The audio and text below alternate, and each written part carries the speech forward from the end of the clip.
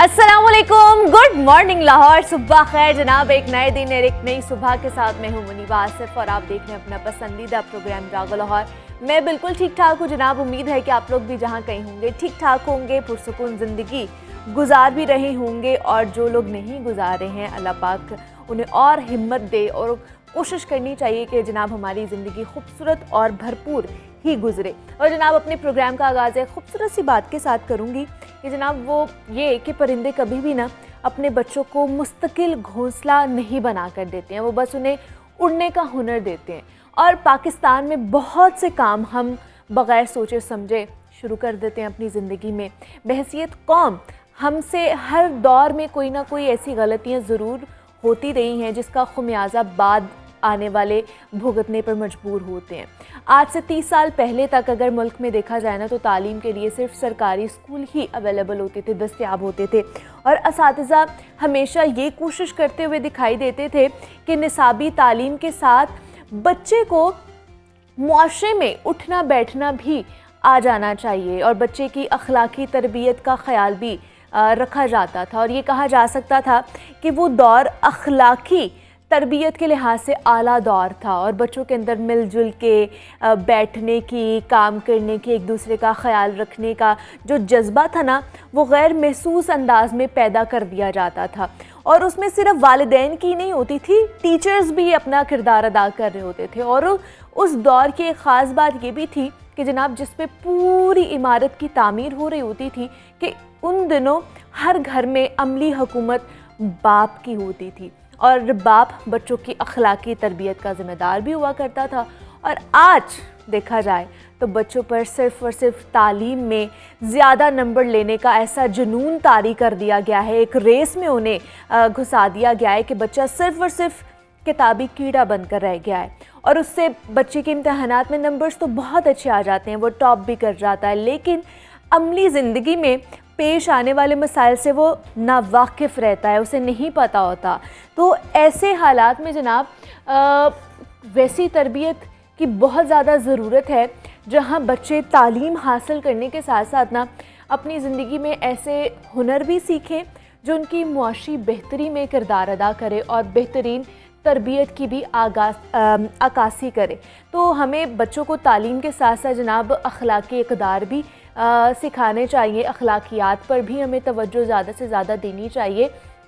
कुछ मैनर्स भी सिखाने चाहिए कि आपने सोसाइटी में किस तरह परवान चढ़ना है, सोसाइटी के क्या तकाज़े हैं जो आपने पूरे करने हैं। सिर्फ तालीम पर ही नहीं तवज्जो देनी चाहिए, तरबियत पर भी तवज्जो देनी चाहिए। और जिस तरह पहले असातिज़ा भी इस चीज़ को बड़ा अच्छी तरह अपनी ज़िम्मेदारी मानते थे कि जनाब अगर हमने तालीम देनी है तो हमने कुछ ना कुछ तरबियत भी बच्चों की कर रहे होने हैं।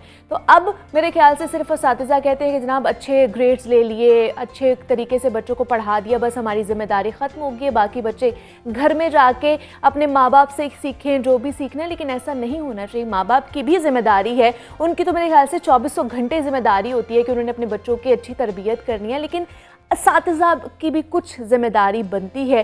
तो मेरे ख्याल से ये चीज़ें जो हैं इनको ज़्यादा से ज़्यादा हाईलाइट किया जाए तो ये एक मुस्बत तरीके से निकल कर हमारे सामने आ सकती हैं अगर हम कोशिश करें तो।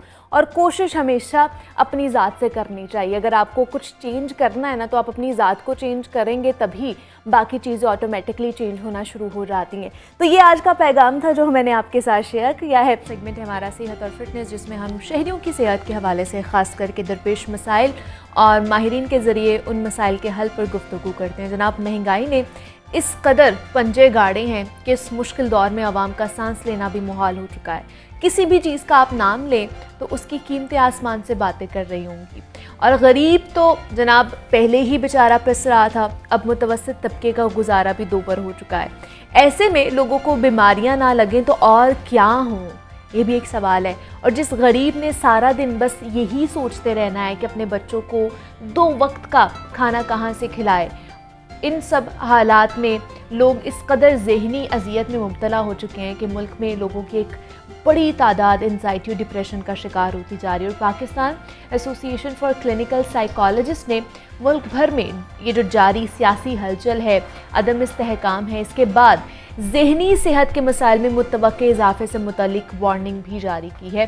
सख्त सियासी रवैया नफरत अंगेज़ नताइज का बायस बनता है और समाजी सतह पर इसने मुआशरती तफरीक और पुरतशद्दुद रुझानात को भी जन्म दिया है। और उनके मुताबिक सियासी कशमकश और इख्तलाफात के नतीजे में कौम में समाजी तफरीक व तकसीम पहले ही इतनी ज़्यादा हो चुकी है जितनी इससे पहले कभी भी नहीं देखी गई है। और रिसर्च के मुताबिक ये भी बताया जा रहा है कि ये तमाम मुआशरती हालात शहरियों की ज़हनी सेहत के लिए बहुत ज़्यादा नुकसानदेह हैं।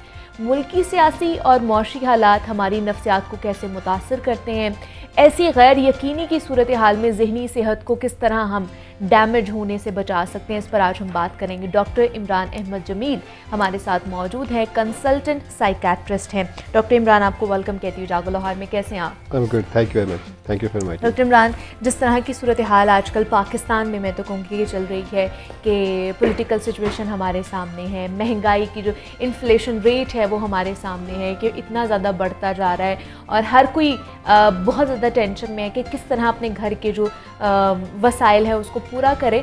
दूसरी तरफ उसकी वजह से डिप्रेशन रेट भी बढ़ता जा रहा है। डिप्रेशन रेट जो है 34% इस वक्त पहुंच चुका है।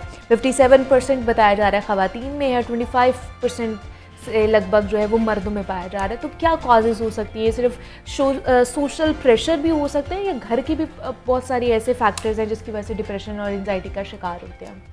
ये बहुत अच्छा सवाल है। इसके लिए मैं शुरू करूँगा एक सवाल से। एक चीज़ है कि साइंस ने डिस्कवर किया कि जब एक गिलास पानी का जब रखा होता है, आधा गिलास, तो दो तरह के लोग हैं। हाँ। एक तो ये देखते हैं कि वो गिलास आधा खाली है, और हाँ। एक तरह के लोग जो सोचते हैं कि गिलास आधा भरा हुआ है। तो यानी कुछ लोगों में पॉजिटिव थिंकिंग ज़्यादा है, कुछ में नेगेटिव थिंकिंग ज़्यादा है। ठीक है। और जो डिप्रेशन के जो कॉजेज़ भी हम देखते हैं तो उसमें सबसे पहले जो है रिस्क फैक्टर्स के अंदर जो अमेरिकन जो national institute of mental health है उनके मुताबिक औरतों में डिप्रेशन की शरह ज़्यादा होती है बंदों की निस्बत। इसमें जेनेटिक रीजंस भी हैं, जिसमें कुछ न्यूरोकेमिकल्स हैं, सेरोटोनिन है, नोएपिनेफ्रिन है, डोपामिन है, इनकी डेफिशिएंसी कमी की वजह से भी डिप्रेशन हो सकती है। फिर जिस फैमिली के अंदर डिप्रेशन किसी में है, फर्स्ट किया वालदैन को है, तो बच्चों में डिप्रेशन होने के चांसेस ज़्यादा हैं। फिर सोशल स्ट्रेसेस बहुत ज़्यादा हैं कि सोशल फैक्टर में। अच्छा, मज़े की बात है कि इन सब चीज़ों के बावजूद अमेरिका के अंदर जो डिप्रेशन की जो शरह है वो तकरीबन 6 से 7% है, और जबकि पाकिस्तान में जो लास्ट ईयर के मुताबिक 5 से 6% थी। 4 to 5%, यानी 1% कम है पाकिस्तान में। ठीक है। यानी अमेरिका जैसे मुल्क में भी जहाँ पे हर कुछ मुहैया है, उसके बावजूद भी डिप्रेशन वहाँ पे ज़्यादा है, कम नहीं है। सही। अच्छा, उसके मुताबिक जब हम नेशनल हालात जब देखते हैं, मुल्की हालात के जिस तरह फर्ज क्या हो रहा है, तो अब इसके अंदर कुछ ऐसे लोग जो कि पॉजिटिव की तरफ देखते हैं, वो ये देखते हैं कि दुनिया के अंदर ओवरऑल महंगाई बढ़ती जा रही है। कोविड के बाद काफ़ी महंगाई बढ़ी है, अमेरिका के अंदर भी काफ़ी महंगाई बढ़ी है, इन्फ्लेशन रेट पूरी दुनिया में बहुत ज़्यादा बढ़ा है। अच्छा, अब इसके साथ क्या होता है कि जो लोग पॉजिटिव देखते हैं वो ये देखते हैं कि हमें इन हालात से कैसे निकलना है और हमने क्या काम करना है। तो जो लोग बेचारे जिनको जो नेगेटिव देखने की आती है वो और इस चीज़ को सर के ऊपर लेते हैं, वो और डिप्रेशन का शिकार होते हैं। उनके अंदर क्या होता है, मायूसी आ जाती है, चिड़चिड़ापन आ जाता है, रात को नींद नहीं आती, हर वक्त ये सोच में रहते हैं कि ये दुनिया तबाह हो जाएगी, हम मर जाएंगे। और फिर आहिस्ता आहिस्ता जब डिप्रेशन सीवियर होती है तो उसके अंदर सुइसाइडल थॉट्स आने शुरू हो जाते हैं। अच्छा। तो हम ये देखते हैं कि डिप्रेशन को हम कैटेगराइज कर सकते हैं माइल्ड डिप्रेशन, मॉडरेट डिप्रेशन और सीवियर डिप्रेशन में। सही, ठीक है। तो अब national institute of mental health के मुताबिक जब इनकी ट्रीटमेंट होती है तो इसके अंदर सबसे इंपॉर्टेंट होती है साइकोथेरेपी। तो साइकोथेरेपी क्या कहती है? नंबर 1 के मेडिटेशन करें। मेडिटेशन क्या है? उसका जो सबसे इंपॉर्टेंट पार्ट है वो माइंडफुलनेस है कि आप गौर करें, और ये जो गौर है, अपने ऊपर गौर करना, ये अगर देखा जाए तो सब मज़ाहिब में शामिल है। इसमें हिंदुज़म है, बुद्धिज़्म है और इस्लाम भी है। तो और इस्लाम के मुताबिक क्या है कि हम नमाज़ पढ़ते हैं, और जब नमाज़ पढ़ते हैं हम ये मानते हैं कि अल्लाह की ज़ात है जो कि पूरी दुनिया को कंट्रोल कर रही है और जिसने रिज़्क़ लिखा हुआ है। और जब आप वो मेडिटेशन के प्रोसेस में एंटर होते हैं तो आप अपनी सारी फ़िक्रें अल्लाह पे छोड़ देते हैं। तो ये एक बहुत बड़ा पार्ट है जो कि साइकोथेरेपी का है। और जब मैंने काफ़ी अर्सा अमेरिका में गुजारा, 20 साल से ज़्यादा, और जब मैं देखता हूँ एक तो मेडिकल साइंस को कंपैरिजन करता हूँ इस्लाम के, तो मुझे लगता है कि वो दोनों चीज़ें एक साथ चल रही हैं। वो इस तरह के वही चीज़ जो साइंस साइकोथेरेपी कहती है, इस्लाम में मज़हब के नाम पे कहा गया है, और कुरान पाक में कहा गया है कि तुम सोचते क्यों नहीं, तुम गौर क्यों नहीं करते, ज़मीन और आसमान की तख्लीक में गौर क्यों नहीं करते। तो अल्लाह भी यहाँ कुरान पाक में बहुत बड़ी बड़ी चीज़ें डिस्कस करता है, और ये डिस्कस करता है कि रिज़्क़ तो सारा अल्लाह ने देना है। लेकिन इस तरह के इतने इंटेंस माहौल में कैसे अपने आप को डाइवर्ट किया जा सकता है, या अपनी थॉट्स को किस तरह डाइवर्ट किया जा सकता है? मतलब एक वो मुसलसल थॉट्स चल रही होती हैं हमारे दिमाग में कि अच्छा ये हो जाएगा, टेंशन है, कल क्या होगा, कल कुछ खाने को मिलेगा या नहीं मिलेगा। मतलब मैं गरीब एक आदमी की बात कर रही हूँ कि वो इस तरह सोच रहा होता है। तो इस तरह के थॉट्स को किस तरह डाइवर्ट किया जा सकता है? अच्छा, इसका मैं हवाला दूंगा एक फोर्ब्स मैगजीन, ये जो अमेरिका का सबसे बड़ा मैगजीन है, उसकी लिस्ट जारी होती है। तो उन्होंने एक लिस्ट जारी की कि दुनिया के जो टॉप बिलियनर हैं, जिनके पास ठीक ठाक पैसा है, उनकी क्या क्वालिटीज़ हैं जिनकी वजह से वो बिलियनर बने हैं। अच्छा। तो सबसे बड़ी क्वालिटी ये है कि वो सुबह जल्दी उठते हैं, वो सख्त मेहनत करते हैं, और नंबर 3 चीज़ क्या है, वो एक्सरसाइज करते हैं। तमाम बिलियनर जो हैं वो सुबह उठते हैं, वो एक्सरसाइज करते हैं, वो अपना पूरा दिन स्केड्यूल करते हैं। अच्छा, ठीक है। और फिर साथ साथ वो क्या करते हैं, वो दूसरों की मदद भी करते हैं। और सबसे बड़ी चीज़ है कि वो दाएं बाएं की बातों को गौर नहीं करते, फोकस होके अपनी जो है ना वो सख्त मेहनत करते हैं। सही। तो इसको अगर इस तरह देखा जाए कि हमें डेफिनेटली मसाइल जो है दुनिया में होते हैं, जब हम सुबह उठते हैं परेशानी होती है, तो हम अपनी ज़िंदगी को ऑर्गेनाइज़ करें और इस तरह ऑर्गेनाइज करें कि सुबह उठ के नमाज़ पढ़ें, जल्दी सुबह उठें, एक्सरसाइज करें। एक्सरसाइज एक बहुत बड़ी चीज़ है।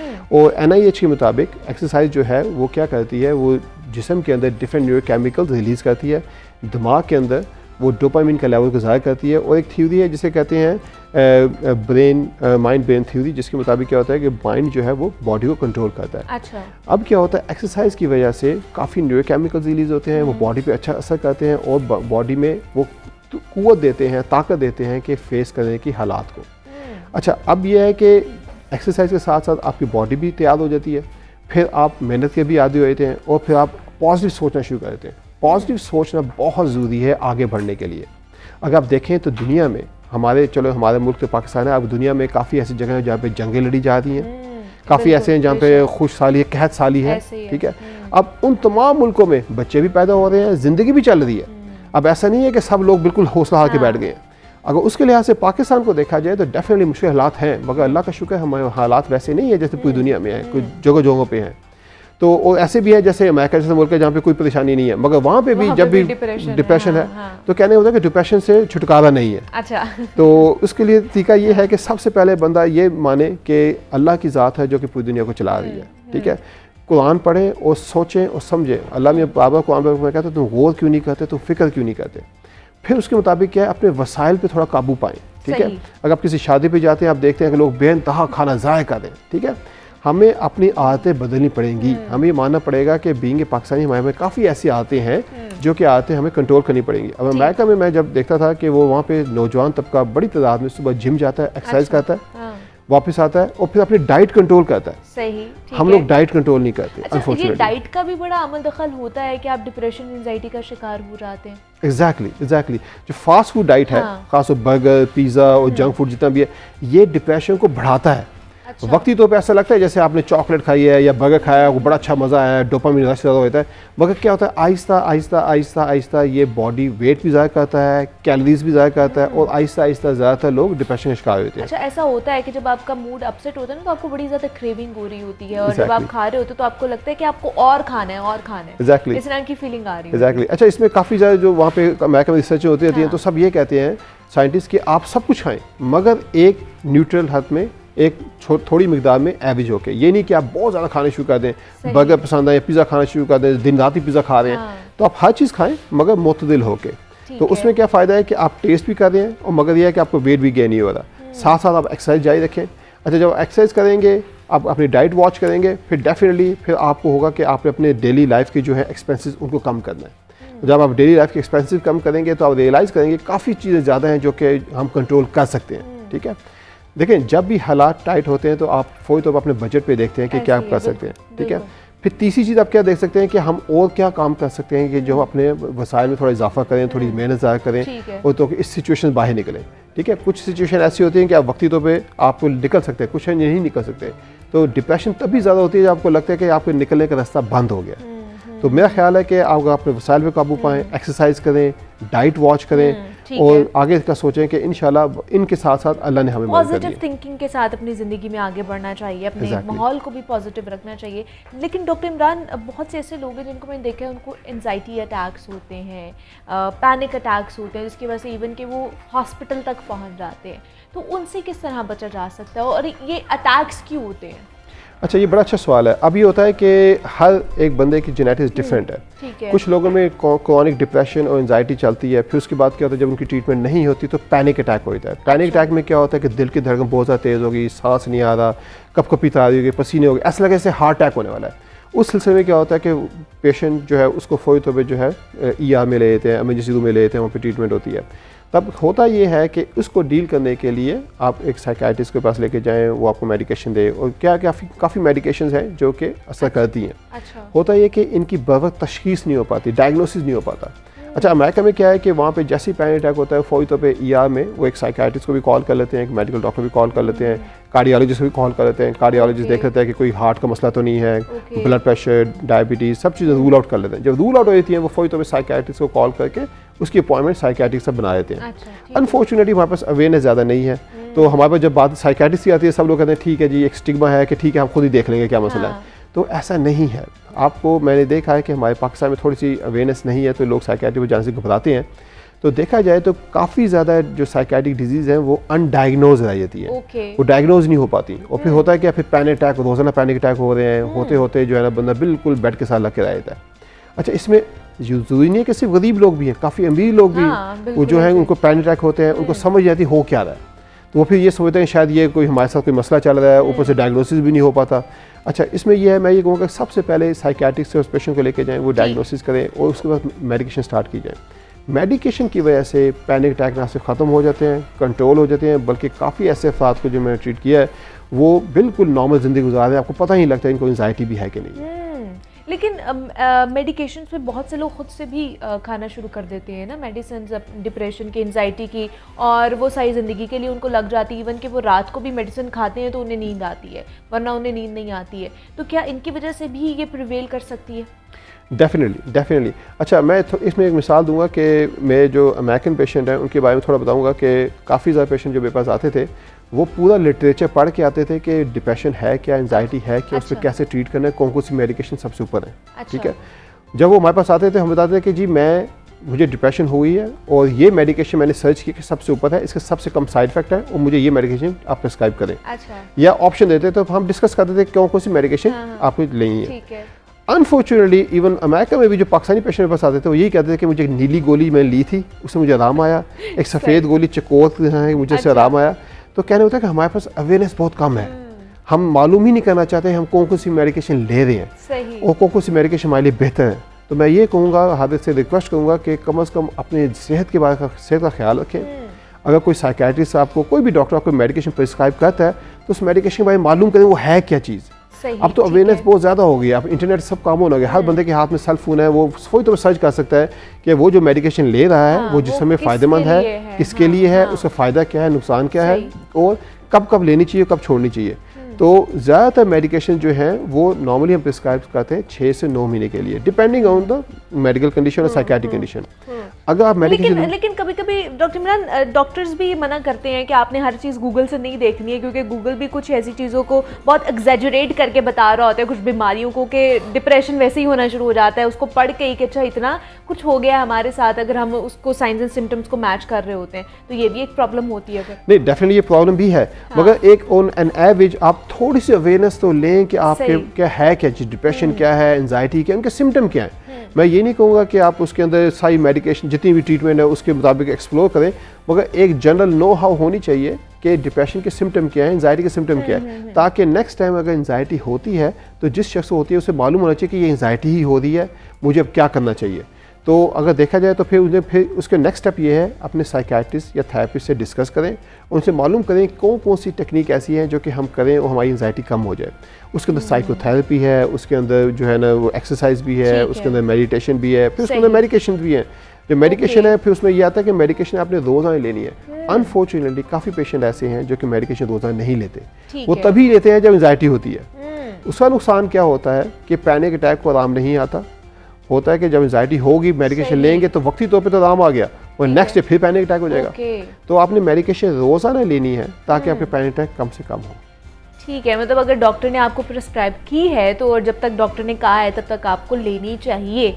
बेवजह आपने पहले खुद से नहीं डॉक्टर बन जाना अपना, और जब डॉक्टर कह रहे हैं तो तब आपने अपनी मेडिकेशन जो है वो पूरी करनी है। डॉक्टर इमरान अहमद जमील हमारे साथ मौजूद थे, कंसल्टेंट साइकेट्रिस्ट हैं। Doctor Imran, thank you so much for your time कि आप यहाँ पर आए। एंजाइटी डिप्रेशन जो कि बहुत ज़्यादा बढ़ता जा रहा है ख़ास करके पाकिस्तान में, तो किस तरह इसको कम किया जा सकता है जनाब? एक्सरसाइज है, आपकी डाइटरी हैबिट्स हैं, आपकी मेडिकेशन के थ्रू भी किया जा सकता है, लेकिन सबसे बेस्ट तरीका मेरे ख्याल से एक्सरसाइज या फिर योगा है, जिसके थ्रू आप ये तमाम तर चीज़ें जो हैं इनको हल कर सकते हैं। तो योगा के थ्रू किस तरह डिप्रेशन, एंजाइटी या पैनिक अटैक्स हैं इनको कम किया जा सकता है? सुलाफे नकवी हमारे साथ मौजूद है, योगा एक्सपर्ट हैं, उनकी तरफ चलते हैं और इस पर जनाब टिप्स लेते हैं सुलाफे से। जी सुलाफे, ओवर टू यू। जी मुनीबा, आज हम बात करने वाले हैं yoga to overcome anxiety and panic disorders. अब ये एक ऐसा प्रॉब्लम है, बहुत सारे लोग इस चीज़ को एक्सपीरियंस कर रहे होते हैं लेकिन किसी को बता नहीं सकते कि वो पैनिक अटैक से गुजरे हैं या एंजाइटी डिसऑर्डर है उनको। समटाइम्स हमें पता भी नहीं होता कि जिस चीज़ को हम एक्सपीरियंस कर रहे हैं ये डिसऑर्डर है या एंजाइटी वैसे ही हमें कुछ देर के लिए हो रही है, लेकिन जब खुदा न ख्वास्ता हम पैनिक अटैक्स की तरफ चले जाते हैं तो उसको मैनेज करना बहुत ज़्यादा मुश्किल हो जाता है। लेकिन अगर हम योगा की बात करें तो सबसे पहले उसमें क्या आपके लिए ज़रूरी होता है? खुद को एक पॉजिटिव सजेशन देना कि I am safe and secure. Because जब वो लोग पैनिक अटैक से गुजरते हैं तो उनको ये लगता है, ज़्यादातर फीलिंग ये आती है कि उनको हार्ट अटैक आ रहा है या खुदा न ख्वास्ता वो अपनी जान से हाथ धो बैठेंगे, कोई ऐसी सिचुएशन होगी, कुछ हो जाएगा। ज़्यादातर लोग जो हैं वो महसूस करते हैं कि उनका चोक वो होने वाले हैं या ये एरिया उनका बहुत स्टफ या स्टिफ सा हो गया है, ब्लॉक हो गया है। बहुत सारे लोगों को अगर जो सिम्टम्स आने शुरू होते हैं, हॉट फ्लैशेस होना शुरू हो जाते हैं, स्वेट करने लग जाते हैं, चक्कर आना शुरू हो जाते हैं, लेकिन वो बहुत सारे प्रॉब्लम होते हैं। उसके कॉजेज़ ज़्यादातर कहे जाते हैं कि फैमिली हिस्ट्री या आपको कोई अगर ट्रॉमा हो, आप किसी ऐसी चीज़ से गुजरे हैं। वजूहात बहुत सी हैं, प्रॉब्लम है, मगर इसके सोल्यूशन पर हम बात करेंगे कि हमें क्या करना होगा। सबसे पहले आप अपने आप को पॉजिटिव सजेशन देंगे। अगर आप इसको अपनी लाइफ में मैनेज करना चाहते हैं पैनिक अटैक्स को या एंजाइटी डिसऑर्डर को, तो उसके लिए आपको ये करना होगा कि आप सबसे पहले एक प्रेशर पॉइंट जिसे हम स्पिरिट गेट के नाम से जानते हैं, यहाँ पर होता है आपकी रिस्ट पर, आपने इसको प्रेस किया। प्रेस करेंगे इस तरीके से, और आपका जो स्ट्रेस है, वैसे भी अगर कोई लोग नॉर्मल स्ट्रेस से गुजरे और आपका जो हार्ट बीट है वो रेसिंग हार्ट बीट है, तो उस टाइम पर आपको रिलीफ मिलना शुरू हो जाएगा। तो ये आपके लिए एक प्रेशर पॉइंट होगा। और दूसरी बात, अगर आपको फील होता है कि पैनिक अटैक से आप गुजरने वाले, अक्सर लोगों को इतनी ज़्यादा अवेयरनेस आ चुकी होती है अपनी सिचुएशन के बारे में कि वो जान चुके होते हैं उस टाइम कि मैं इस चीज़ से गुजर रहा हूँ। उनके लिए एक टिप है कि अगर वो 5 सेंसेस में से किसी भी एक सेंस का उस टाइम पर इस्तेमाल करते हैं, किसी और चीज़ को देखना शुरू कर दें, किसी चीज़ को स्निफ करना शुरू कर दें, जहाँ है बैठ जाएं, अपनी आंखें बंद करें, और अगर आप चाहें तो इन पॉइंट्स को आप टैप कर सकते हैं, तो आपकी एंजाइटी दूर होना शुरू हो जाएगी। अब हम बात करेंगे डिफरेंट योगा पोजेस की या एक्सरसाइज की कि आप क्या कर सकते हैं। उसमें सबसे पहले जिस तरह मैंने कहा कि बैठ जाएं, आप बैठे, आपने यहाँ हाथ रखा या यहाँ पर हाथ रखा, और आपने ये करना है कि इनहेल किया, अपनी पहले सराउंडिंग में जितनी भी आवाज़ें चल रही हैं उसको गौर किया और एक्सेल किया, किसी भी एक आवाज़ पर फोकस किया, फिर अपने हार्ट रीजन पर फोकस किया, inhale and exhale, inhale from your nose and exhale through your mouth. आप फील करेंगे आप रिलैक्स होना शुरू हो गए। आपको किसी ना किसी की जो चीज़ की वजह से आपको स्ट्रेस हो रहा था, एंजाइटी हो रही थी, या आपको लग रहा है कि आपको पैनिक अटैक दोबारा आ सकता है, तो तब आप ये इन एक्सरसाइजेस को परफॉर्म कर सकते हैं। इसके अलावा आप क्या करेंगे, आप आएंगे फ्लोर पर। फ्लोर पर आने के बाद जैसे हम कॉप्स पोज की बात करते हैं, इसमें थोड़ा सा डिफरेंस होगा कि आप यहाँ पर हाथ रखेंगे अपने हार्ट रीजन पर, क्योंकि हम बात कर रहे हैं पैनिक अटैक्स या एंजाइटी डिसऑर्डर की, तो वहाँ पर आप इनहेल एंड एक्सेल इस तरह से सांस लेते रहेंगे, इनहेल एंड एक्सेल। या आप एक हाथ अपना पेट पर और एक हाथ यहाँ पर रख सकते हैं, एंड एक्सेल। ये चीज़ आपके लिए बहुत ज़्यादा बेनिफिशियल होगी अगर आप इन चीज़ों में से गुजर रहे हैं। इसके अलावा आप बहुत आराम से उठेंगे, मैं बहुत तेज़ी से उठी हूँ। आपको क्या करना होगा, जिसे हम अक्सर कहते हैं पवन मुक्त, पवन मुक्त में ये होता है कि आप जस्ट लाई डाउन और अपनी एक लेग जैसे ही आप रेज करेंगे, यानी आपने अपनी लेग को रेज किया तो कोशिश करें कि आप इसको टच कर सकें यहाँ पर। अगर ये टच नहीं हो रहा तो लेग जहाँ पर भी है वहाँ पर रहने दें और उसके बाद exhale, again inhale and exhale. इस तरीके से जब आप सांस लेना शुरू करेंगे आपको फील होगा कि वो एक चीज़ जो आपकी बॉडी में आपको फील हो रही थी, एक स्टिफनेस या आप रिलैक्स नहीं हो पा रहे थे, इस तरह से आप रिलैक्स होना शुरू हो जाएंगे। इसके अलावा आप क्या कर सकते हैं, कैट एंड काउ जो हम ज़्यादातर करते हैं, कैट एंड काउ कर सकते हैं, या आप अपने हाथों को इस तरीके से पीछे बांध लेंगे या लॉक कर लेंगे। लॉक करने के बाद आपने कपालभाति करनी है। लेकिन वो लोग जो पैनिक अटैक से गुजर रहे होते हैं या जिनको एंजाइटी डिसऑर्डर होता है, तो जब वो कपालभाति करेंगे तो उसको स्लो पेस पर करेंगे, यानी स्लो। जिस तरह हम अक्सर कहते हैं ना कि जस्ट ब्रीद नॉर्मली, तो हम अक्सर करते हैं इस तरीके से। और जनाब सुलाफ़े नकवी हमारे साथ मौजूद थी, डिप्रेशन, एंजाइटी, पैनिक अटैक्स के हवाले से योगा टिप्स उन्होंने हमें सिखाई हैं, तो ज़रूर आप भी उन पर अमल दरामद कीजिएगा और फिर हमें फीडबैक भी ज़रूर दीजिएगा। सुलाफ़े आज के लिए बहुत शुक्रिया। यहाँ पे छोटी सी ब्रेक लेते हैं, मिलते हैं इस ब्रेक के बाद।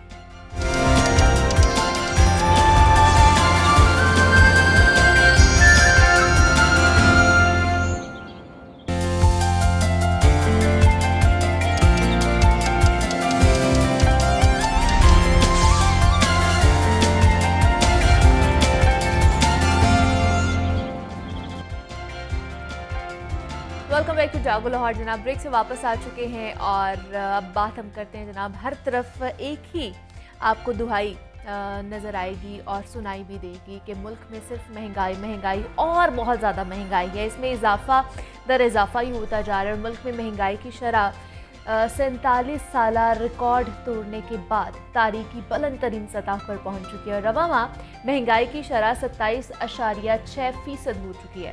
महंगाई ख़त्म करने के नाम पर आने वाली जो हुकूमत थी वो रिलीफ नहीं, बस आवाम को तकालीफ ही दे रही है। और तो और पेट्रोल के बाद अब आवाम पर LPG बम भी गिरा दिया गया है और LPG की कीमत में 60 रुपये फ़ी किलो का रिकॉर्ड इजाफा हुआ है और फ़ी किलो कीमत 264 रुपये तक जा पहुंची है। घरेलू सिलेंडर 703 रुपये महंगा हो चुका है, जिसके बाद उसकी कीमत 3115 रुपये हो गई है और कमर्शियल सिलेंडर की कीमत में 2703 रुपये का इजाफा हुआ है, जिसके बाद उसकी कीमत 11,984 रुपये मुकर्रर कर ली गई है। और ये लफ्ज़ ना अब बहुत पुराने हो चुके हैं कि गरीब का चूल्हा ठंडा हो गया या ज़िंदगी उसकी बड़ी अजीरन हो गई है, लेकिन फिर भी इंतज़ामिया खामोश तमाशाई बनी हुई है। इस सब के पीछे ज़िम्मेदार कौन है और LPG की कीमतों में इजाफे का गरीब की ज़िंदगी पर कितना असर पड़ेगा, LPG का मुतबादिल क्या है? ऐसे और भी बहुत से सवाल हैं जो हम आज अपने मेहमानों से पूछेंगे। जनाब हमारे साथ इस वक्त इरफान खोखर साहब मौजूद हैं, चेयरमैन हैं LPG एसोसिएशन के, और उनके साथ मौजूद हैं नुमाइंदा लाहौर न्यूज़ फ़ाहद अमीन है। फ़ाहद आपको वेलकम कहती हूँ, इरफान साहब आपको भी वेलकम कहती हूँ जागो लाहौर में। इरफान साहब 60 रुपये इजाफा LPG की कीमत में, इतनी महंगाई मतलब 5 रुपये नहीं, 10 रुपये नहीं, 60 रुपये इजाफा, क्या कहेंगे इसके ऊपर? बहुत ज़्यादा है, ये गरीब का फ्यूल है और बहुत ज़्यादा है। कुदरती गैस भी घरों में नहीं है। हाँ जी। पिछले प्रोग्राम में मैंने आपको जिक्र किया था कि कीमत बढ़ेगी, चूँकि हमने जो लोकल प्रोडक्शन है वो नहीं बढ़ाई, इंटरनेशनल लेवल पे बहुत से और चैलेंजेस का सामना है। और दूसरी चीज़ ये थी कि मैंने आपको बताया था कि अगर हमारे पास डॉलर नहीं है, हम LC नहीं खोल पा रहे, इंटरनेशनल कीमत भी बढ़ रही है, लेकिन हम फोर्स की बात की है कि 31 माह से हमने अपना एक लोकल प्लांट जाम चुलू जॉइंट वेंचर वो बंद किया हुआ है। हमने कोई 157 अरब रुपए उस पर ज़ाया कर लिए, अभी तक लॉस हो गया है, लेकिन उसको हमने चलाया नहीं है। हम अरबों डॉलर बाहर भेजे जा रहे हैं और अभी किसी तरीके से भेज रहे हैं, कैसे आ रहा है, बड़ी मुश्किलात हैं। बट मैं फिर कहूँगा कि हमें खदाना खासा लाना करे, कभी हम डिफ़ॉल्ट कर जाते हैं, फिर क्या करेंगे? फिर हमें तो बाहर से कोई भी मुँह नहीं लगाएगा, तो फिर हमें अपनी लोकल प्रोडक्शन पे ही इंतज़ार करना होगा। तो अभी क्यों नहीं हम करते? देखिए ना, मैं आपकी प्रोडक्ट मेरा कई दफ़ा मैंने जिसका जिक्र भी किया, लेकिन बात यह है कि किसी को असर ही नहीं है। अब देखें वो जो SAGC है वही जिनसे SAGC से वो पाइपलाइन के लिए गैस आती थी। 10% लिंकेज के बाद हम 750 मीट्रिक टन तक, 550 से लेकर 750 metric ton gas per day की प्रोडक्शन थी। अच्छा। और आप अंदाज़ा करें कि वो अगर लोकल प्रोडक्शन होती, आज मैं दावे से कहता हूँ LPG इंडस्ट्री पे ये हालात ना होते हैं। और मैं कहता हूँ प्रोडक्शन लोकल हमें बढ़ानी ही पड़ेगी, जो मर्जी कर ले। देखिए हमारी कुव्वत खरीद जो है वो उससे बिल्कुल LPG बाहर हो चुकी है। गरीब बंदा जो है वो अब देखें LPG जब अब किसी शॉप पे जाके खड़े हों, 1-1 किलो जब गैस लेने आता है, अब अंदाज़ा करें उनकी हालत क्या होगी। तो यहाँ पे आवे कावा बिगड़ा हुआ है। मैं इंशाल्लाह ताला भी अगले एक दो दिन में खुद हाई कोर्ट से रजू कर रहा हूँ इसी सिलसिले में कि कल आने वाले वक्त में मुश्किलात होंगी, फौरी तौर पे जामशेद जॉइंट वेंचर चले ताकि लोकल प्रोडक्शन आए जाए। सही है। फहद, एक तरफ घरों में गैस आ नहीं रही है, ठीक है, बिल जो हैं वो बेतहाशा आ रहे हैं, दूसरी तरफ LPG जो है एक मुतबादिल समझा जाता है कि चले गैस नहीं आ रही है तो सिलेंडर जला लेते हैं, 2 वक्त की रोटी उसके ऊपर बन जाएगी, वो भी महंगी से महंगी होती जा रही। 60 रुपये का रिकॉर्ड इजाफा किया गया है। क्या अवाम को रिलीफ मिलने को जा रहा है, कहीं से मिल सकता है अवाम को रिलीफ? जी बिस्मिल्लाहिर्रहमानिर्रहीम। मुनीबा, बहुत शुक्रिया आपने प्रोग्राम में बुलाया। मैं आपको बताऊं कि अमलन तो LPG की कीमत में बहुत पहले इजाफा हो चुका है। अच्छा। इस वक्त LPG अगर मार्केट की बात की जाए तो मार्केट में 320-330 रुपए तक LPG फरोख्त की जा रही है। और पूरे मुल्क में अगर हम लाहौर की बात करें तो लाहौर तो है ही, पूरे मुल्क में इस वक्त यकसा कीमत पे LPG सार्फिन को दस्तयाब नहीं है। ठीक है, ठीक है। कोई 110 कोई 310 बेच रहा है, कोई 280 रुपये बेच रहा है। ओगरा के रेट पर कहीं भी LPG जो है ना वो आपको नहीं मिलेगी। सही। ओगरा की जानिब से 204 रुपये पिछले जो है वो माह जनवरी में इसका रेट मुकर्रर किया गया 204 रुपये।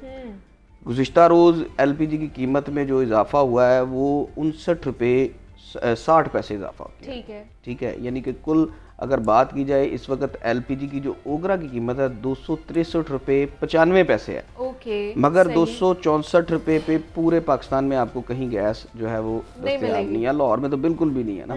आप लाहौर में इस वक्त गैस की कीमत 310, 280 से 320 रुपये तक। कंट्रोल करेगा कीमतों को फिर? अच्छा, ये मैं आपको ये बताऊं, ये आज की नहीं है ये। हाँ। ठीक है, ये जनवरी से 260-270 रुपये बिक रही है। ओगरा ने तब टोटल पूरा किया, सिर्फ नोटिफिकेशन जारी का 4 रुपए थी तब वो 260 और 270 240 पे 250 260 रुपए बिक रही थी लाहौर में। ओगरा ने तो अब परसों नोटिफिकेशन जारी किया, टोटल पूरा कर दिया। भाई ओगरा ने अगर रेट मुकर्रर किया है तो उस पर अमल दरामद भी किया जाए। सबसे पहली तो बात ये है, यही है, बिल्कुल ठीक ऐसे ही है। हाँ। ओगरा रेट जो है वो मुकर्रर कर रहा है 264 रुपये, मुल्क या लाहौर में बिक रही है 300 रुपये। तो फिर इधर ओगरा के रेट कहाँ पे है? फिर आप रेट मुकर्रर ना करें, उनको कह दें कि भाई आपकी जो मर्जी है वो बेचें, आवाम को लूट लें। ठीक है, ये हर सर्दी में होता है। जैसे ही गैस की किल्लत होती है, कुदरती गैस बंद होती है, उसकी जो है ना वो तलब बढ़ती है, तो LPG माफिया जो है वो सरगर्म हो जाता है। और ये इतना स्ट्रॉन्ग माफिया है कि इतनी दफ़ा हम इस पे बात कर चुके हैं, जो है ना वो इस पे एहतजाज हो चुके हैं, मगर इस माफिया का कई हुकूमतें आई गई, मगर इस माफिया का कला कमा नहीं हो सका। ये माफिया क्यों का तू है। जैसे ही सर्दी आएगी, आप पिछले 10 साल देख लें, जैसे ही सर्दी आएगी LPG की कीमतों में इजाफा हो जाएगा। ठीक है, और ओगरा की तरफ से जो इजाफा होगा वो तो होगा ही, जो माफिया की तरफ से इजाफा होगा वो आप देखें कि उससे मनमानी कीमत जो वसूल की जा रही होती है वो अलग से की जा रही होती है। ओगरा की जिम्मेदारी है जी इसको कंट्रोल करना। ओगरा आगे अपने ज़िला इंतजामिया और दीगर इदारों को, जो भी इदारे हैं उनको इंस्ट्रक्शन देता है, मगर अल्टीमेटली ये ओगरा की ही जिम्मेदारी है कि इस रेट को कंट्रोल किया जाए। अगर मैं अथॉरिटी हूँ तो मेरा ही काम है कि मैं इसको जो है ना वो उस पर अमल दरामद भी कर सकूं ना। अगर आप एक कीमत दे रहे हैं तो एटलीस्ट उसके ऊपर अमल दरामद भी तो आप देखें कि हो रहा है कि नहीं हो रहा। लोग यकीन करें कि इस कदर परेशान है। आप कभी फील्ड में चले जाए, हम तो फील्ड में जाते हैं ना, लोगों से मिलते हैं, मुलाकातें करते हैं, लोग आंसुओं से रोते हैं। अब इतनी महंगाई हो चुकी है, वो कहते हैं कि भाई घरों में गैस नहीं आती, 300 रुपए गैस हम रोजाना की बुनियाद पर कहाँ से डलवाएं? बच्चों को 2 वक्त की रोटी खिलाएं, बिजली के बिल दें, गैस के बिल दें, उसके बाद जो है वो घरों के किराए दें, या क्या करें? आमदन तो वही है 25 मजदूर की, बिल्कुल ऐसे ही आमदन तो वही है, आमदन तो नहीं बढ़ी है, महंगाई बढ़ती जा रही है। महंगाई बढ़ती जा रही है। घी की कीमतें बढ़ गई हैं, ऑयल की कीमतें बढ़ गई हैं, साबुन, पत्ती, हर चीज़ महंगी हो गई है। सारी चीजें मैं एक दिन इसी तरह एक एहतजाज पे गया तो लोग यकीन करें कि रो रहे थे। वो कह रहे थे कि भाई हमारे बच्चों की 2-2 3-3 माह की फीसें नहीं गई, हमने बच्चे स्कूलों से हटा लिए हैं। ये कहाँ जा रहा है सिलसिला, कुछ समझ नहीं आ रही। इवन के जो मिडिल क्लास बंदा था वो तो पिस गया, वो भी पिस गया, बिल्कुल ठीक है, वो तो बस ख़त्म हो गया। वो तो ना बता सकता है कि मैं जो है वो बुरे हालात में हूँ, तो ना वो छुपा सकता है, ठीक है ना। यानी कि चादर अब वो पाँव पे रहेगा और उसका सर नंगा होगा, और सर पे लेगा तो पाँव नंगे हो जाएंगे। यही हालात है इस वक्त। तो इस हवाले से सोचना पड़ेगा हुकूमत को। कम अज़ कम इतना तो हुकूमत कर सकती है कि जो रेट इन्होंने मुकर्रर किए हैं उस पर कंट्रोल ही कर लें। अवाम चलो वो रेट दे रही है आपको, 264 रुपये दे रही है अवाम, तो भाई उस पर कंट्रोल ही कर लो। महंगाई तो एक महंगाई है, भी तो इतने सरगर्म हुए हैं ना इरफान साहब, ये माफिया जो है इसकी वजह से ज्यादा महंगाई आ एक जाती महंगाई है। है, एक मसनूई किल्लत, एक मसनूई महंगाई है। बिल्कुल, बहुत जिस चीज़ पे बात की है, ये एक माह से 204 रुपये किलो कीमत थी जनवरी में, हाँ जी, और 300 रुपये 400 रुपये के दरमियान गैस बिकी है। आप अंदाज़ा कैसे 5000 मेट्रिक टन डेली की सेल है, और एक अंदाजे के मुताबिक कोई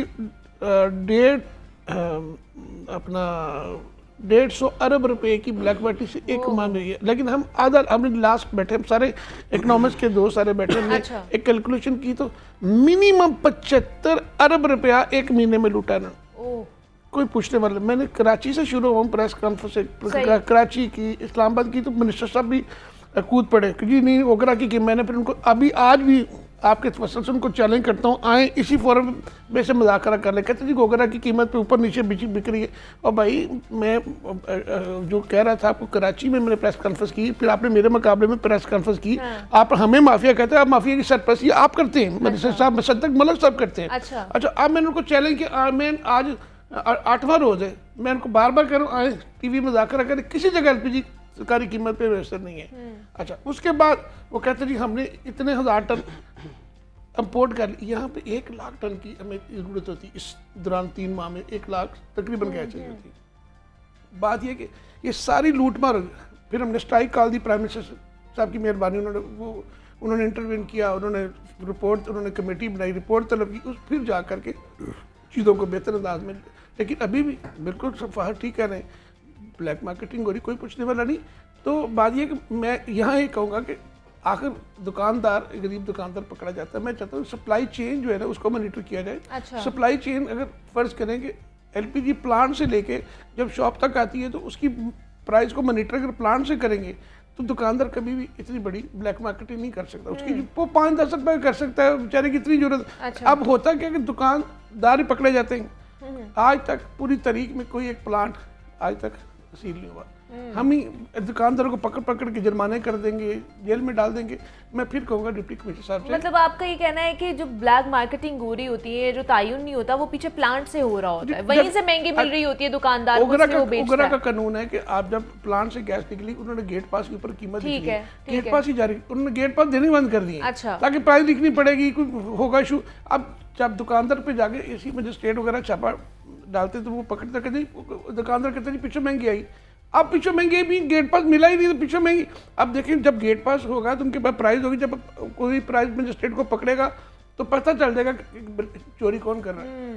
तो मैं समझता हूँ कि कभी भी एसएचओ के इलाके में डकैती नहीं होती जब तक एसएचओ मिला हुआ ना हो। तो मैं समझता हूँ कि डिप्टी कमिश्नर साहब खुदारा ज़रा आप इन प्लांट, आपके एनओसी से सारे प्लांट लगे हुए। मैंने पहले भी कहा था कमिश्नर साहब ने चारों इजला जो बनते हैं टोटल लाहौर डिवीज़न के, इन्हीं प्लांटों को मॉनिटर किया जाए और पीछे उन्हीं को बाद में मॉनिटर किया जाए।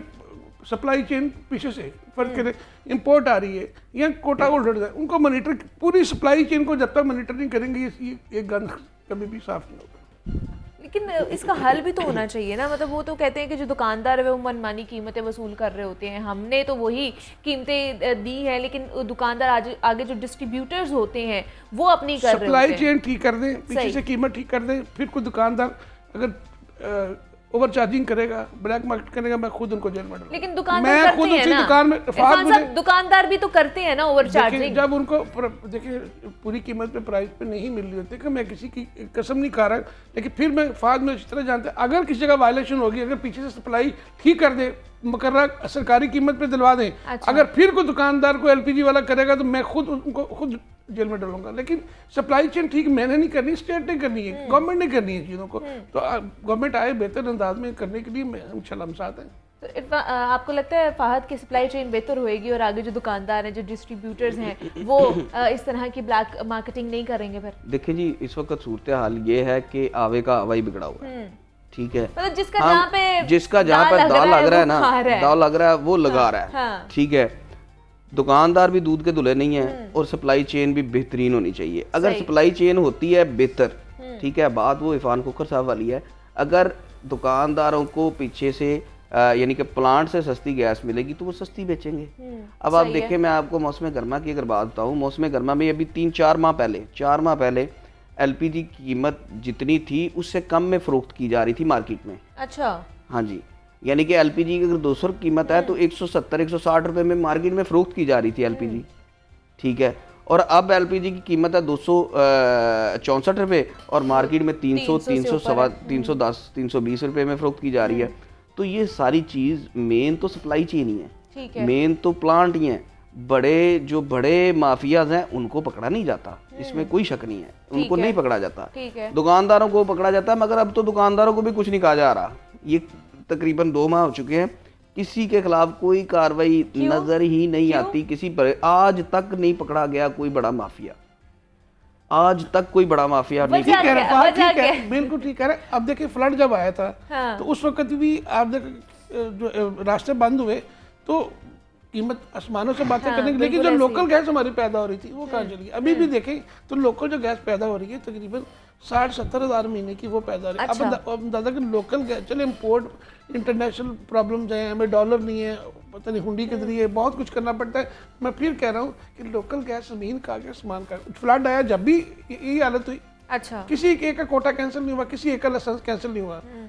उस वक्त कभी 10 से 15 अरब की चुनाव की हुई, अभी इतने अरब का डाका डाला। मैं कहता हूँ आज सिर्फ ये माफिया को पकड़ने पाकिस्तान का आधा कर्जा एलपीजी वाले उतार देंगे। हकीकत बात है, मैं हंसने वाली बात नहीं, मैं तो कहता हूँ आए, सही है, मेरे से शुरू करें, पकड़े, सबको पकड़े, मुझे पकड़े, मैं बताऊंगा ये ठीक है, निशानदेही करेंगे। मैं कहता हूँ निशानदेही में खुद हुकूमत के पल्ले कुछ नहीं, पकड़ने की कोशिश तो करें। मेरे मिनिस्टर को गवाह बनेंगे, ये सुल्तानी गवाह बन जाएंगे। मैं कहता हूँ, लेकिन मैं कहता हूँ देखो मैं निशानदेही कर रहा हूँ, मैं बार निशानदेही कर रहा हूँ, ये हर चीज बताता हूँ, लिख के बताता हूँ, लेकिन उसके बाद अमल दरामद नहीं होता।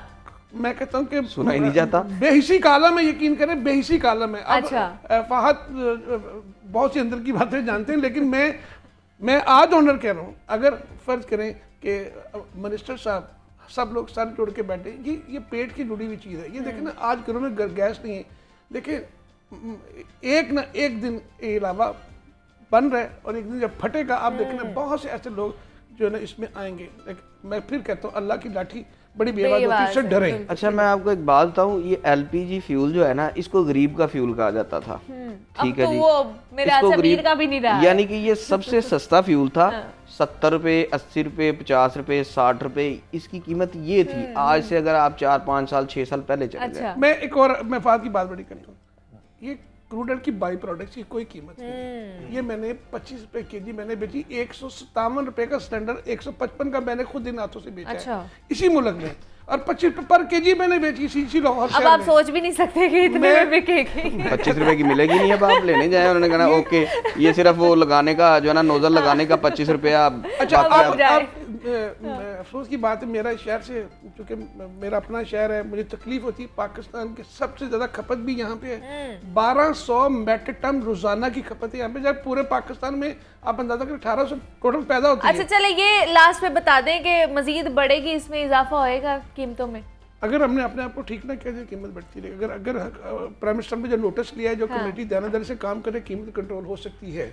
कौन सा स्टेट से कौन सी चीज ऐसी है जो स्टेट करना चाहे, क्यों नहीं हो सकती? आगे मौसम तब्दील हो रहा है, आगे मौसम तब्दील हो रहा है, ठीक है। उम्मीद नहीं है कि इसकी कीमतों में मजीद इजाफा किया जाए, यानी कि ओगरा की तरफ से तो भी उम्मीद नहीं की जा सकती थी कि इजाफा होगा, लेकिन फिर भी हो गया ना। मगर माफिया का कुछ नहीं कहा जा सकता। माफिया तो रोज इसकी कीमतें बढ़ा रहा है, कम कर रहा है, बढ़ा रहा है, कम कर रहा है। अब कल ओगरा की जानिब से परसों नोटिफिकेशन जारी हुआ 263 रुपये 95 पैसे का, यानी कि महंगी हो गई, हो गया ये। और मार्केट में जो है वो 20 रुपये सस्ती हो गई। सही, ठीक अब है। 320 रुपये बिक रही थी, 300 पे आ गई। मार्केट के मुख्तलिफ, ये मार्केट का रेट भी अलग है, हाँ। ओगरा का रेट अलग है, मार्केट का रेट मार्केट का अलग अलग है, हाँ, और हर मेरी किसी ने बात अपनी सुने, अपनी कीमतें लगाई कंट्रोल हुई है, महंगाई, ठीक है। मसनूई महंगाई है ज़्यादा, ठीक है, ज़्यादा मसनूई महंगाई फैलाई जा रही है। अगर आप, महंगाई तो है मगर मसनूई है। महंगाई ज़्यादा की जा रही है, यानी कि जो चीज़ सरकारी रेट 10 रुपए है वो 15 से 20 रुपए में ये है ना, माफिया रेट बेच रहा कायम है। नहीं की जा रही रेट ना। कायम नहीं आप है। इंतजामिया पता नहीं क्या कर रही है, अगर कंट्रोल करने पर आए तो मेरे ख्याल से ये कीमतें भी कंट्रोल हो सकती है और आवाम को थोड़ा सा रिलीफ पहुंचाया जा सकता है। हमारे साथ फ़हद अमीन और इरफान खोखर साहब मौजूद है। इरफान साहब आपका भी बहुत शुक्रिया, फ़हद आपका भी बहुत शुक्रिया। LPG के हवाले से जनाब हम बात कर रहे थे कि किस तरह इसकी कीमतों का तयन किया जा सकता है, किस तरह कंट्रोल किया जा सकता है। अब आगे बढ़ते हैं, कुछ किताबों के हवाले से बात कर लेते हैं। आज की किताब कौन सी है और उसका तारुफ सुनते हैं। अहमद अमाद साहब हमारे साथ मौजूद हैं, उनकी तरफ चलते हैं। जी अहमद साहब बताइएगा। एक शायर न सिर्फ अपना वक्त ज़ाया करता है बल्कि उसकी गुमराही एक इज्तमाही और कौमी ज़ियाँ की शक्ल इख्तियार कर लेती है। मुशायरा इस इज्तमाही खसारे की एक ऐसी सूरत है जो मुद्दतों से हमारे यहाँ राइज है। इसकी हकीकत इतनी है कि चंद सर फिरे अपना वक्त ज़ाया करने के बाद दूसरे का वक्त ज़ाया करने का मंसूबा बना लेते हैं। लोग अपना आराम और चैन एक लम्हाती से शोर शराबे की नज़र कर देते हैं। इन बेहंगम मजलिसों में दाद की धुआंधार बरसात के सिवा कुछ भी तो नहीं होता। मुशायरा, नशिस्तंद, गुफ्तंद व बरखास्तंद के सिवा और क्या होता है। फिर सितम बालाए सितम ये कि इस कौमी नुकसान पर शायरों की जेबें भरी होती हैं और ये मिली सरमाया उनकी आवारा मिजाजी की हौसला अफजाई करता रहता है और वो फ़िक्र मुआश से बेनियाज होकर इस बात पर कमर बस्ता हो जाते हैं कि हम तो डूबे हैं सनम, तुमको भी ले डूबेंगे। ये खूबसूरत इक़्तिबास जो शायरों और मुशायरे पर बेलाग तबसरा जिस किताब के अंदर शामिल है वो किताब है सिर्फ तुम्हारा। हमारे बहुत मारूफ मज़ाह गो शायर जनाब अनवर मसूद, उनकी ये किताब है। और किताब ये क्या है, ये उनके वो खतूत हैं जो कि उन्होंने अपनी अहलिया को लिखे, जब वो अहलिया नहीं थी तब और जब वो अहलिया बन गई तब।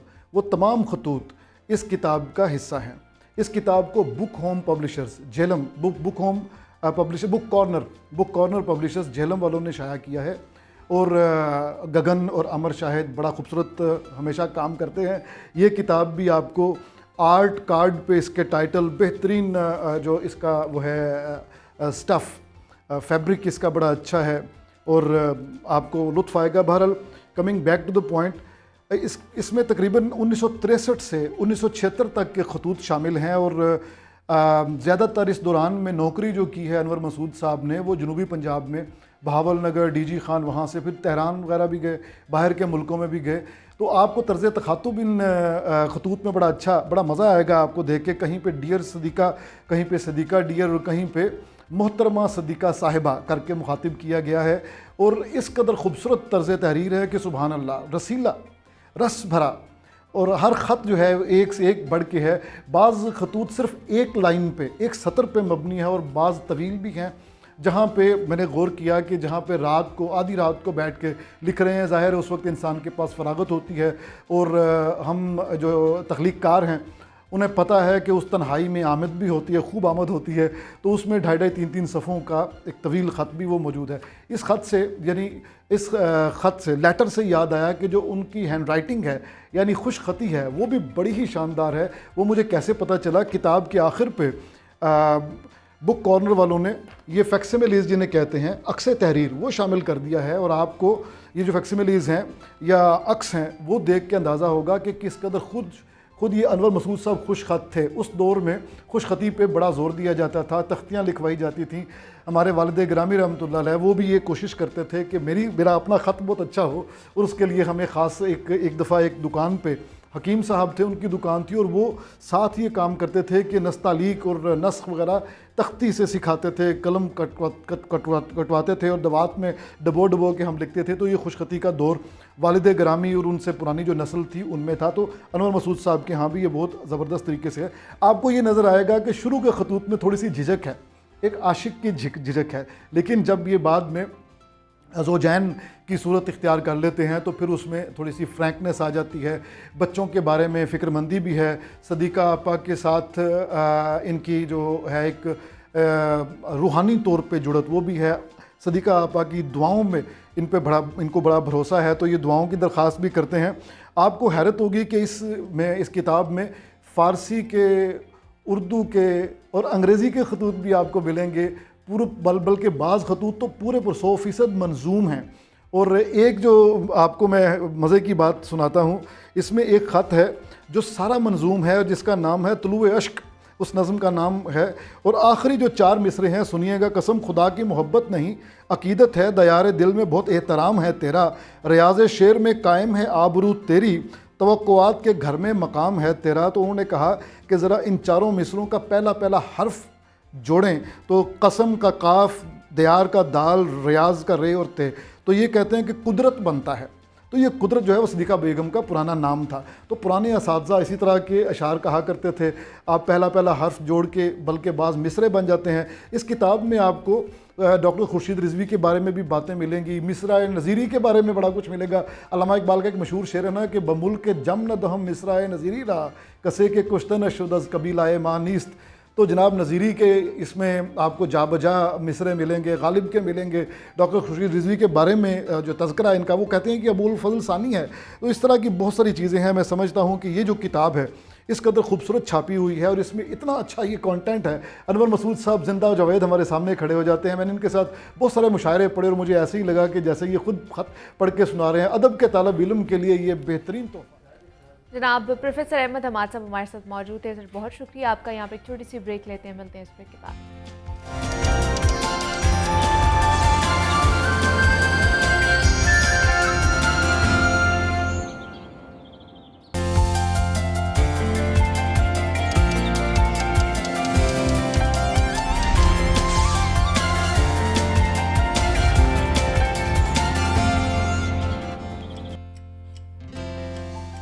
वेलकम बैक टू जागो लाहौर। जनाब ब्रेक से वापस आ चुके अपने अगले सेगमेंट की तरफ बढ़ते हैं। और जनाब आजकल तो शादियों का सीज़न अपने अरूज पर है और जहां देखो जिसकी देखो शादी हो रही होती है। और तो और रोज़ाना की बुनियाद पर आप ट्रैफिक में जाएँ ना तो आप जहाँ भी इस तरफ उस तरफ देखेंगे, ज़्यादा तो नहीं एक दूल्हे की गाड़ी ज़रूर आपको फंसी हुई वहाँ पर नज़र आएगी।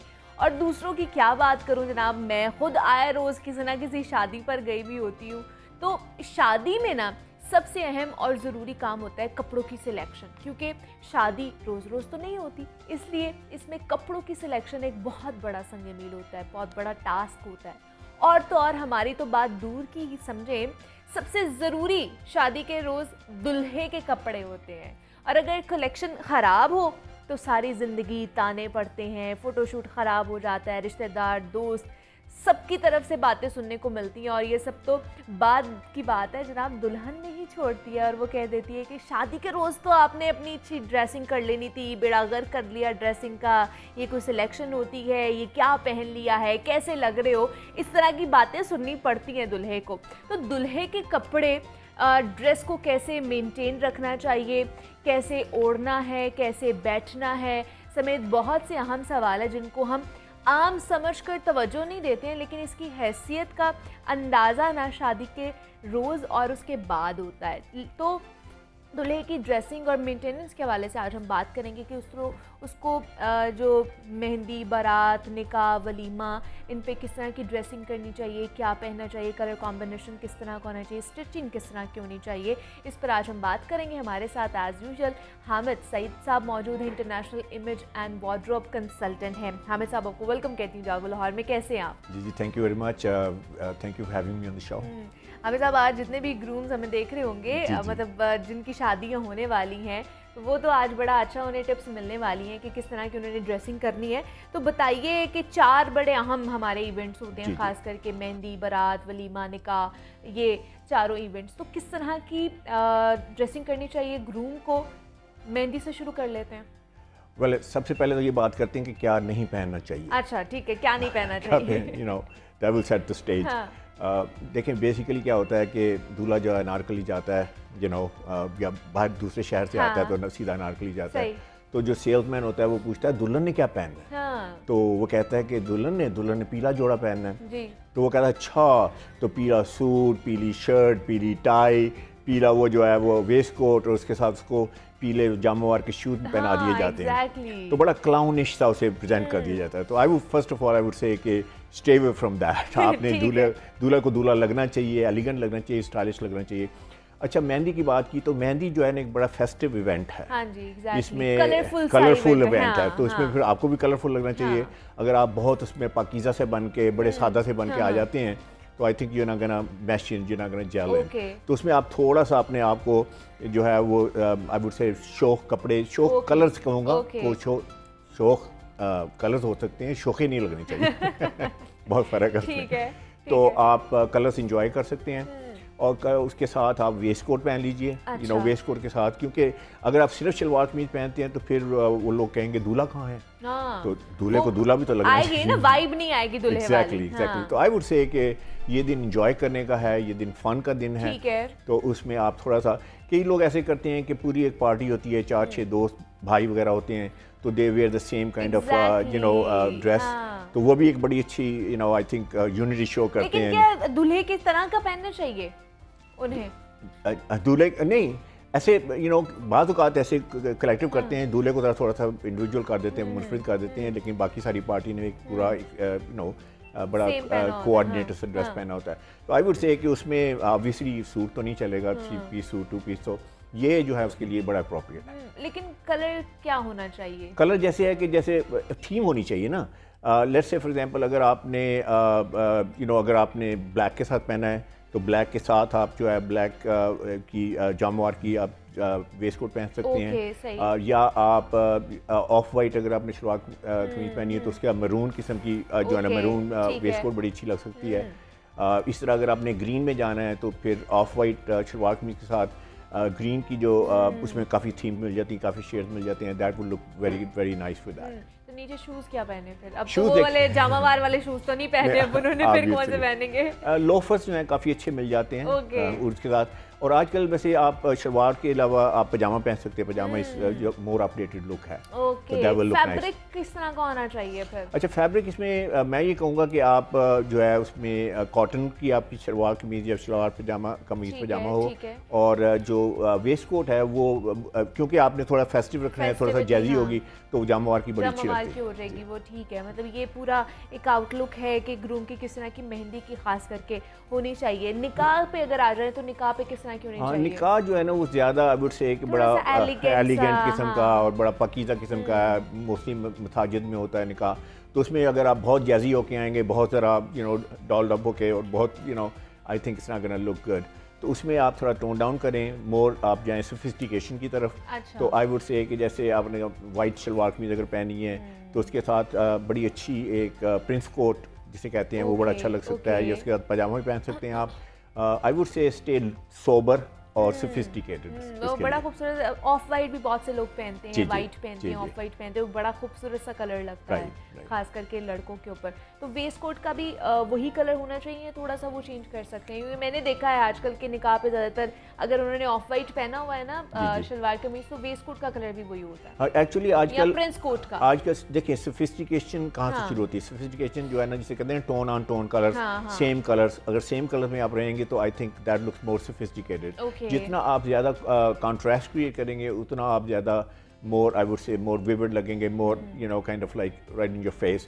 तो आई वुड से कि जो कलर कॉम्बिनेशन है अगर आप सिमिलर कर लें तो that would look very very nice. ठीक है, तो इसमें भी जूते का कोई खास ख्याल रखना चाहिए? जूते ऑब्वियसली आप इसके साथ कोई लेसअप शूज़ तो नहीं पहनेंगे। अगर लेसअप शूज़ पहनेंगे तो that will look very funny.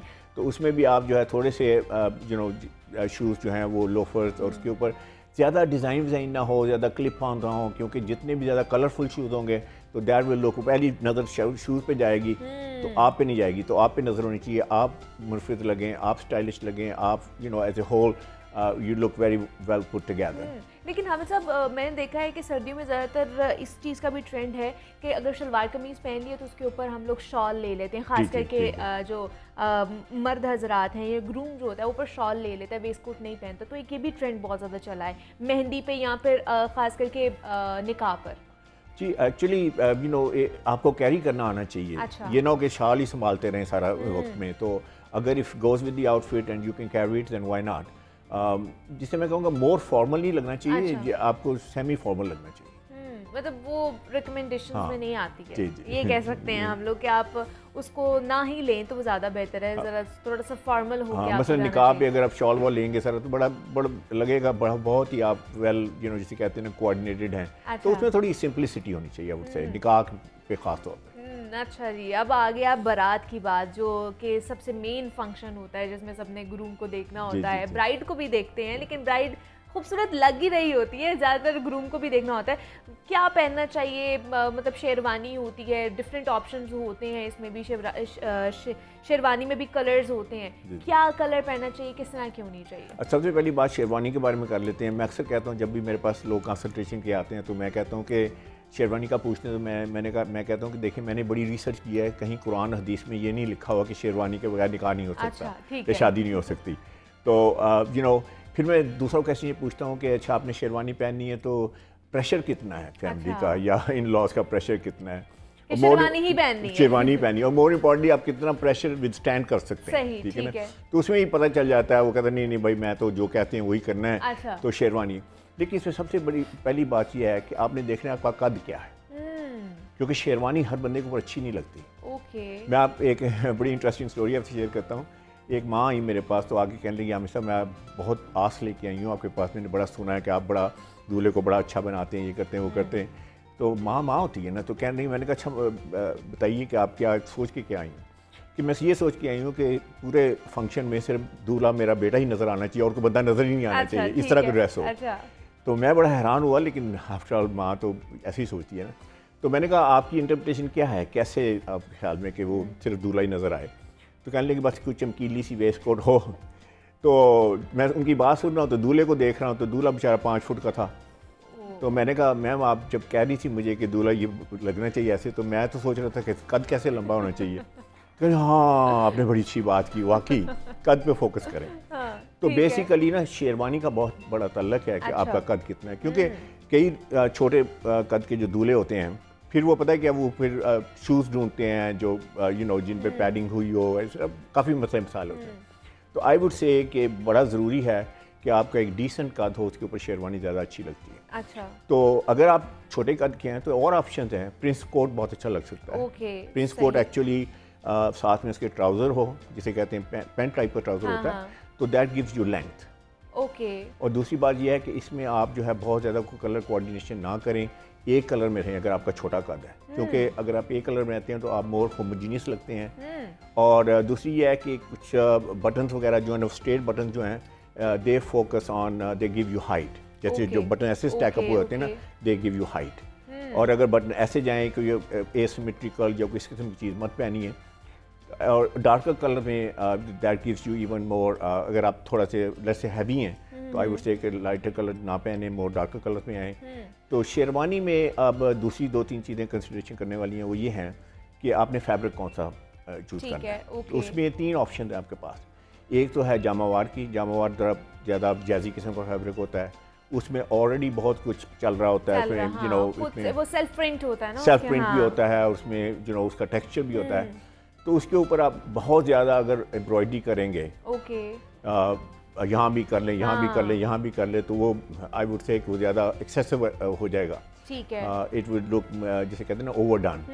तो आई वुड से कि अगर आपने जामावार पहननी है तो उसमें फिर कम एम्ब्रॉयडरी हो, बहुत मिनिमल एम्ब्रॉयडरी हो। एम्ब्रॉयडरी में आप ये कर सकती हैं जैसे बैंड पे कि देखें कि ब्राइड ने क्या पहनना है, उसके कुछ Okay. कलर्स लेके उसमें कोऑर्डिनेट कर सकते हैं। कोऑर्डिनेट कर सकते हैं, ठीक है। And so that would be a good thing. दूसरा ये है कि अगर आपने सोफिस्टिकेटेड एलिगेंट स्टाइलिश रहना है तो फिर सूटिंग फैब्रिक में आप कोई कलर चूज़ कर सकते हैं, उसके ऊपर छोटी सी एम्ब्रॉयडरी कर सकते हैं Okay. अपना बैंड के ऊपर, और यू नो अपना कॉलर बैंड या एंड कफ वगैरह पे। यहाँ पे ज़्यादा एम्ब्रॉयडरी मत करें, ये साइड पे पूरी इधर हुई ये हुई पूरा होती जो है, होता है ना, हाँ। फिर पता है क्या होता है, सारा फोकस यहाँ चला जाता है, यू नो दूल्हा गायब हो जाता हाँ। है और सारी एम्ब्रॉयडरी जो है वो ज़्यादा प्रोमिनेंट हो जाती है। और तीसरा ये है कि कोई एम्ब्रॉयडर्ड फैब्रिक हो, उसमें जैसे करंडी वगैरह है और किस तरह के फैब्रिक Okay. हैं, तो ये 3 आपके पास ऑप्शन है। लेकिन स्टिचिंग कैसी होनी चाहिए उस फैब्रिक की? ये देखें सबसे बड़ी इंपॉर्टेंट बात है, ये जो जामवार होता है ना, ये बड़ा खड़ा खड़ा सा फैब्रिक होता है, तो ये बैठता नहीं है बॉडी के साथ, उसका मोल्ड नहीं करता। तो आई वुड से कि उसमें अगर स्टिचिंग अच्छी नहीं हो तो I think it would look absolutely strange और फनी लगेगा, एंड यू विल लुक जैसे आप लुक चाह रहे हैं वो लुक नहीं उसमें निकलेगी। ठीक है। तो आई वुड से कि आप स्टिचिंग जो है, स्टिचिंग और फिटिंग जो है वो पैरामाउंट है उसमें, शेरवानी की फिटिंग। और ख़ास तौर पे शेरवानी की लेंथ कितनी होनी चाहिए ये भी डिपेंड करता है कि प्रोपोर्शन क्या है, प्रोपोर्शन है। जैसे मैंने पहले बात की, छोटा कद है तो और ज़्यादा वो बड़ी अजीब सी लगेगी। और फिटिंग और स्टिचिंग जो है वो इंतहाई इम्पोर्टेंट बहुत मैटर करती है, बहुत ज़्यादा। अच्छा, बारात पे भी बहुत से ऐसे ग्रूम मैंने देखे हैं जिन्होंने शेरवानी के साथ की ही या अपने कुल्ले के साथ का ही नीचे शूज़ पहने हुए होते हैं, वही वाला फैब्रिक उसके ऊपर भी लगा हुआ होता है या एम्ब्रॉयडरी उसके ऊपर हुई हुई होती है। देखिए मेरा पॉइंट ऑफ व्यू ये है कि आप ज़्यादा जो ना वो ज़्यादा आप नाउ चीज़ें मत पहने। अच्छा। आप ज़्यादा जो एलिगेंस की तरफ जाएं, जितना एलिगेंट लगेंगे उतने आप अच्छे लगेंगे। अगर आपने बहुत सारी कलर स्कीम पहनी हुई है, बहुत सारी चीज़ें चल रही हैं, बहुत ज़्यादा कॉम्बिनेशन हुए हैं, तो it will look very contrived, जिसे कहते हैं ना, बड़ा मेड अप टाइप ऑफ। तो आपको देखिए ऑथेंटिक भी लगना चाहिए, नेचुरल भी लगना चाहिए। तो आई वुड से कि colour coordination definitely you know it's must, लेकिन यह है कि बहुत ज़्यादा जिसे कहते हैं ना कि ओवर ड्रेसिंग नहीं होनी चाहिए। ओवर ड्रेसिंग नहीं होनी चाहिए, मतलब आपको स्टाइलिश लगना चाहिए, एलिगेंट लगना चाहिए। एलिगेंट लगना चाहिए, these are the word, sophisticated लगना चाहिए। सोफिस्टिकेटेड लगना चाहिए कि खूबसूरत भी आप लगे, लेकिन आपकी जो आपने ड्रेसिंग जो की हुई है वो आपकी खूबसूरती को और भी ज़्यादा चार चांद लगा दे, ये होना चाहिए। अच्छा, वलीमे पे आ जाते हैं। वलीमे पे ज़्यादातर मैंने ग्रूम्स को देखा है वो सूट्स ही पहनते हैं, नेवी ब्लू हो गया, मतलब इस तरह की कलर्स में। तो क्या इससे भी हट के या सूट्स इज़ बेटर? पहली बात तो यह है कि सूट कौन सा पहनना चाहिए, 2 पीस पहनना चाहिए कि 3 पीस पहनना चाहिए, ये बड़ा इंपॉर्टेंट है। तो अगेन आई वुड से कि अगर तो कद छोटा है तो आप 3 पीस को फॉरगेट अबाउट दिस। अच्छा, क्योंकि 3 पीस में खास तौर पे वो यू टाइप की और जो बड़ी स्टाइलिश होती है, क्योंकि देखिए आपका टोर्सो इतना सा टोर्सो है आपका, तो कंज्यूम हो जाएंगे ना उसमें, तो सारा ही वो आपकी वेस्ट कोट में सारा वो you know it will be hidden there. तो आई वुड से कि उसमें आपको टाई वाई नज़र आनी चाहिए। तो आई वुड सजेस्ट कि उसमें 2 पीस सूट आपके लिए ज़्यादा अच्छा लगेगा। लेकिन अगर आपका कद ठीक है, आप नॉर्मल है या you know you are tall, then आपके पास 3 पीस बहुत अच्छा लगेगा। फिर उसमें आप डिज़ाइन भी कर सकते हैं। अगर आपने यू करना है या आपने डबल ब्रेस्टेड वेस्ट करनी है या मोर स्टाइलिश लगना है, तो I think that will work for you. अगर आप 3 पीस पहन सकते हैं तो ज़रूर पहने, क्योंकि ये ना हो ना कि वलीमे पे लोग ढूंढें कि दूल्हा कहाँ है।